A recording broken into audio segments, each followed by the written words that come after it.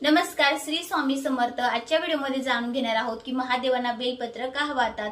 लवकरच श्रावण महिना सुरू होणार आहे आणि सगळे भक्त जे आहेत ते महादेवांना बेलपत्र वाहत असतात। ही जी परंपरा आहे ती अत्यंत प्राचीन परंपरा आहे। शास्त्रानुसार बेलाच्या झाडाला अत्यंत पवित्र मानलं जातं, त्यामुळे महादेवांना ती प्रिय आहे। आता बेलाचं जे झाड असतं, त्याचं जे पान असतं ते 3 पानाचं असतं। त्यामध्ये ब्रह्मा, विष्णू आणि महेश यांचं प्रतीक मानलं जातं, म्हणून ते महादेवांना प्रिय आहे। त्याचबरोबर बघा की अनेक ठिकाणी त्याला वेगवेगळे मान्यता आहे।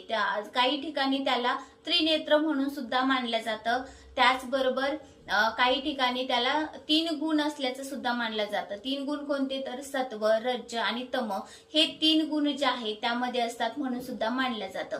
तर बेलाचं पान आपण कधी सुद्धा महादेवांना अर्पत असेल तर अर्थातच आपल्याला ते किडलेलं नसावं, वाळलेलं नसावं, त्याचबरोबर कोणत्याही पद्धतीचं ते तुटलेलं नसावं।